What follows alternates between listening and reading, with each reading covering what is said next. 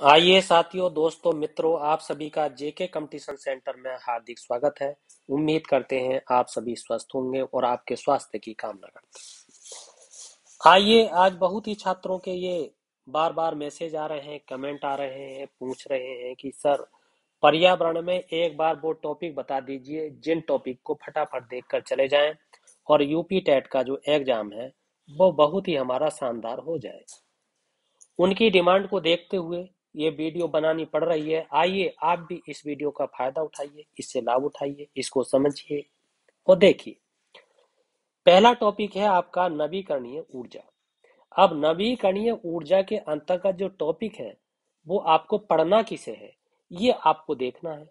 जैसे आपको पढ़ना है भूतापीय ऊर्जा को पढ़ना है, भूतापीय ऊर्जा को पढ़ना है, बायोमास ऊर्जा से संबंधित प्रश्न बार बार आते हैं, कचरे से ऊर्जा जो पैदा होती है उससे प्रश्न आते हैं, सौर ऊर्जा शहर जिसे सोलर एनर्जी ग्रीन जो कहते हैं, ग्रीन एनर्जी सिटी जो है उनसे संबंधित प्रश्न आते हैं। नवीन और नवीकरणीय ऊर्जा क्या है, इससे संबंधित प्रश्न आते हैं। अंतर्राष्ट्रीय सौर गठबंधन क्या है, इससे प्रश्न जरूर आता है। ग्रीन एनर्जी क्या है, इससे संबंधित प्रश्न आता है। भविष्य की ऊर्जा क्या है, जैसे सूर्य से संबंधित। संलयन ऊर्जा क्या है, सूर्य से संबंधित, हाइड्रोजन और हीलियम से संबंधित जो है उससे संबंधित प्रश्न पूछे जाते हैं। इन टॉपिक को ही देखना है। इन टॉपिक से संबंधित जो भी प्रश्न आएंगे, इन्हीं प्रश्नों के टॉपिक पर आधारित आपको प्रश्न तैयार करने। एक बार फटाफट टॉपिक जरूर देख जाने हैं, विस्तार से भले ही न पढ़े, इनके बारे में संक्षेप में इनका अर्थ जरूर समझ लेना, जिससे कि आपको हर हालत में सफलता होने की आपकी जो मात्रा है, परसेंटेज है, प्रतिशत है, वो ज्यादा हो जाएगी। अर्थात आप 100% सिलेक्शन होने के कगार पर पहुंच जाएंगे।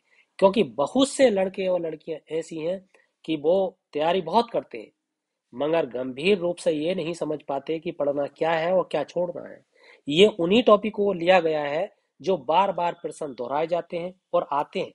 आइए अगला अगला है आपका पर्यावरण संरक्षण के प्रमुख आंदोलन।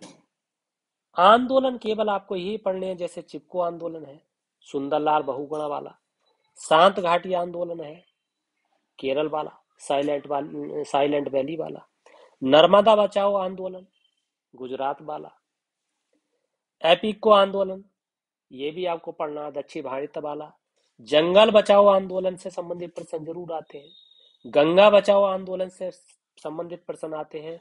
क्योंकि गंगा अभियान से संबंधित बहुत सारी योजनाएं चलाई जा रही हैं। बार बार कभी गंगा के बारे में, कभी आपके यमुना के बारे में, कभी आपके गोदावरी के बारे में, कभी आपके कृष्णा के बारे में, कभी कावेरी के बारे में, बार बार विवाद चलता रहता है। और उससे संबंधित जो योजनाएं आती हैं उन्हें आपको कंप्लीट तरीके से देखना है। साथियों, चिल्का बचाओ आंदोलन उड़ीसा वाली जो झील है और मैती आंदोलन, इससे संबंधित भी प्रश्न बार बार आपके पूछे जाते हैं और आपको ये बार बार ध्यान रखना है, बार बार इस पे नजर गड़ाए रखनी है।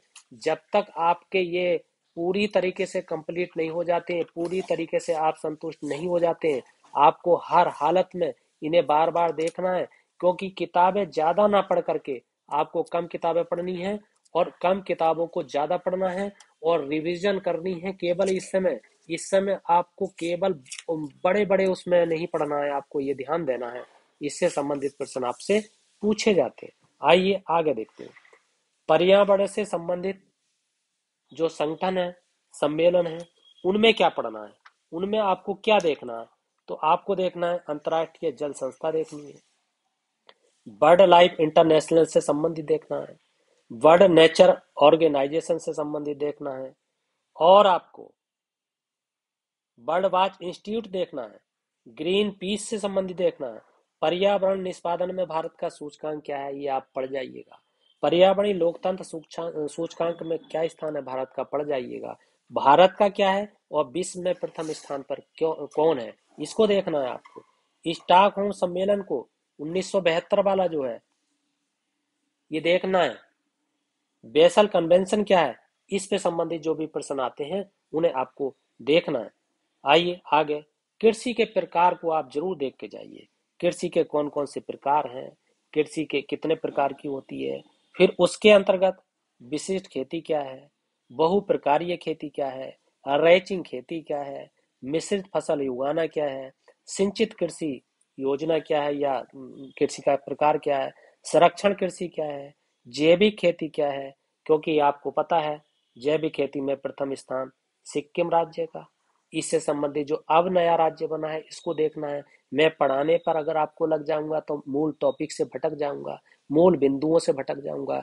इसलिए आपको मुझे टॉपिक बताने हैं, ना कि पढ़ाना है। पढ़ना आपको स्वयं है और अच्छे तरीके से पढ़ना है आपको। फसल चक्रणीय फसलों का चक्रीकरण किस प्रकार से होता है ये आपको पढ़ना है। और आगे देखते हैं, मृदा पर आधारित। मृदा पर आधारित प्रश्न कौन कौन से आते हैं उन्हें आप कंप्लीट करना है। बलुई मिट्टी, इसके बारे में आपको कितनी इसमें मात्रा पाई जाती है, सिलिकॉन की क्या है, इस तरीके से जो इसमें वो होते हैं तत्व होते हैं उनसे, ऑक्सीजन की, एल्युमिनियम की, सिलिकॉन की। गाद मृदा क्या है, चिकनी मिट्टी को आपको देखना है। दोमट मिट्टी को आपको देखना है। चूना अथवा कैलकेरियस मिट्टी को देखना है। ह्यूमस मिट्टी को देखना है और सैलाइन एल्कली मृदा को देखना है। और इसके साथ साथ आपके एक काली मिट्टी आती है और एक आपकी लेटराइट मिट्टी आती है, उसको जरूर देख जाना है। इन्हीं टॉपिक को अगर आप कंप्लीट करते हैं तो मृदा से संबंधित कभी भी आपका प्रश्न छूटने वाला नहीं है। आइए आगे हो। ओजोन क्षरण पर आधारित प्रश्न पूछे जाते हैं। ओजोन क्षरण का निर्माण, ओजोन गैस का निर्माण कैसे होता है, कौन कौन सी गैसें उसमें होती हैं, कौन ओजोन गैस का विघटन कैसे होता है ये देखना है। ओजोन के विघटनकारी पदार्थ कौन कौन से हैं, ओजोन परत के बारे में जानना है आपको। समताप मंडल के बारे में जानना है, कितनी इसकी ऊंचाई है, समताप मंडल में कौन कौन सी घटनाएं घटित होती हैं, समताप क्षोभ मंडल में कौन कौन सी जैसे आंधी है, तूफान है, वर्षा है, इस तरीके की बहुत सारी घटनाएं हैं। वायुमंडलीय ओजोन का मापन किससे किया जाता है, कौन सा डाप्सन प्रणाली है, कौन सी प्रणाली है, कौन सा यंत्र है, ओजोन परत का पतला किसके द्वारा होता है, ये आपको ध्यान देना है।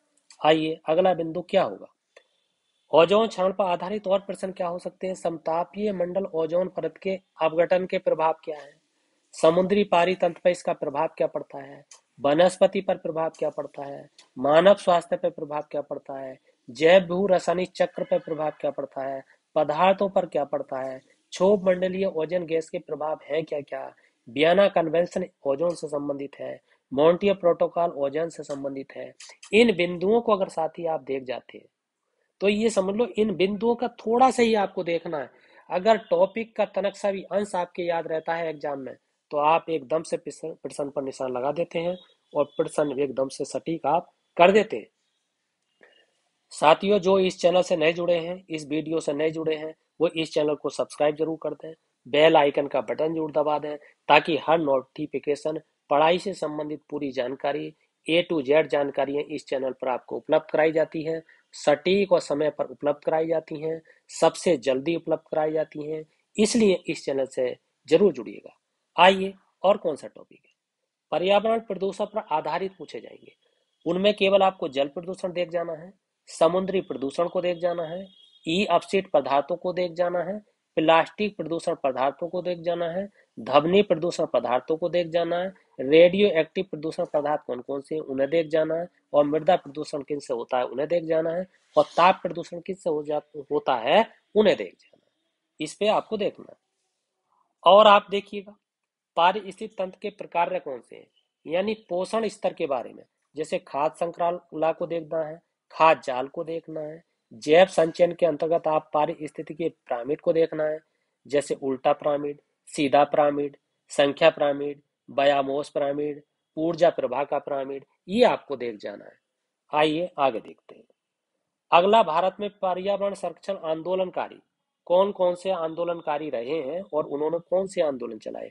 मेधा पाटेकर एवं अरुंधति राय, इसको देखना है। राजेंद्र सिंह को देखना है। मेनका गांधी पर्यावरण से संबंधित बहुत चर्चा में रहती हैं।